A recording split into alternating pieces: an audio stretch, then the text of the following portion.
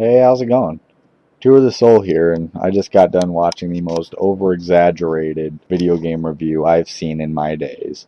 Stanburdman reviewed Messiah about a month ago, I think. Now, let me start off by admitting Messiah is not the greatest game ever. It's not the most well-polished or well-rounded games ever made. But it is a damn sight better than this guy portrays it to be. He starts off the game by jumping out of the host body that he is possessing, which is a cop, and then watching as the cop kicks him to death. Now, if you've ever played this game, that's not an easy thing to do. You have to intentionally try to die at the hands of a cop that doesn't have a shotgun in that game. Now, after this, he proceeds to go on and try and kill every cop with his bare hands. Not quite a smart idea, and it results in him getting killed many times. His thought process, well, I can't be at fault here. Must be the game. Wrong. If you were to be playing the game with any semblance of effort, it's not that hard. I dare say a grade schooler can make it through that first area with ease. In fact, I was perhaps 7, 8 years old when I first picked up the game. I was able to make it through there without any issues. My troubles with the game didn't come until later levels, and even then I was able to figure it out with a little bit of perseverance. So if an 8-year-old can figure this game out, why the hell can't Scott Birdman?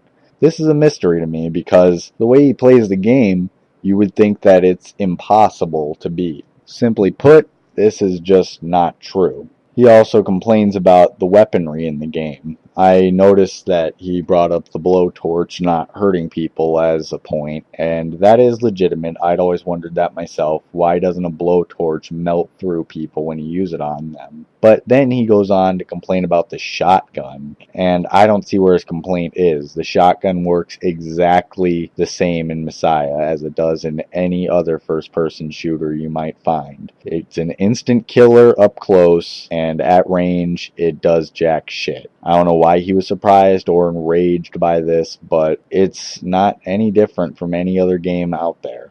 Another thing he complains about is the controls. Here I sort of see his point. The controls from default are tank controls on the arrow keys and then the mapping for all the action buttons and stuff. It's all pretty awkward, yes. But unless this guy is a complete bonehead, he should know that you can remap the controls in the options menu. You can do this in almost any AAA PC game released in the past couple of decades. I don't know why he was suddenly unable to figure this out, because this is very basic. You don't like the controls in a PC game, the first thing you do is go and look for a way to change them. If you can't, then you have a case and you can complain about it, but there is no room for complaint about the controls in Messiah, because you can set it up to the WSAD and mouse combo that's common to any modern game with no problem whatsoever. Another complaint he had was darkness. The game was too dark. He couldn't see what he was doing. My advice, check your gamma settings under the options, because I have never had that problem ever.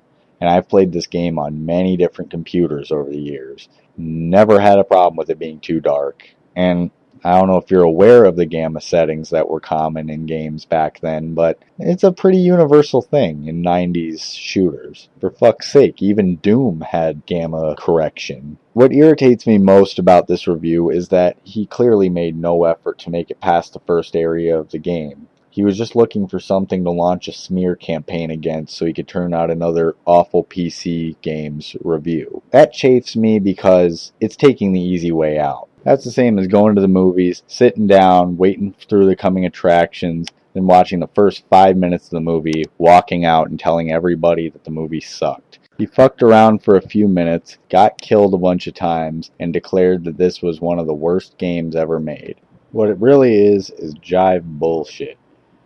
We all know it, and it's basically just filler material. He couldn't find anything better to pan, so he found a game that had been panned already extensively 12 years ago, and decided to continue to beat a dead horse in order to get more content on YouTube, likely in a bid to get a YouTube partnership.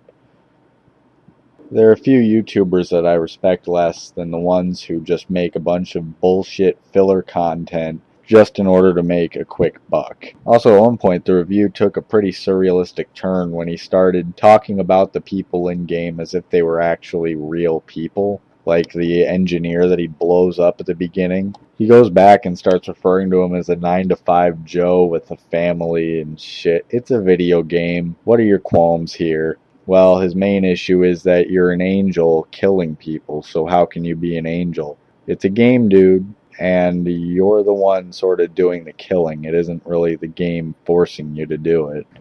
It kind of confuses me as to why he suddenly takes on that moralist pussy persona, considering earlier on in the video he walked up to a cop, pointed his shotgun at him, and then blew his head off for no reason.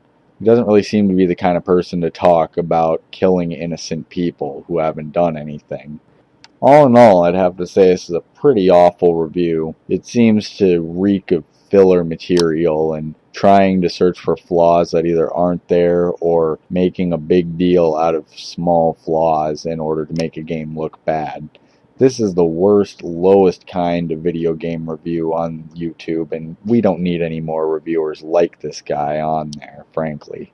If his overall goal is to emulate the irate gamer, I'd say he's not quite there, but he's definitely displayed great potential for becoming an irate gamer clone. What with the heavy amount of intentional suicide, which really is sort of like doctored photographs, it's giving a very unrealistic perspective of the game, given the fact that it isn't nearly as easy to die in the game as he makes it look. At the end of the day, it all comes down to either a lack of gaming skill on his part or an inability to adapt to a game and learn to play it. It's fucking bullshit, and I don't care for it one bit.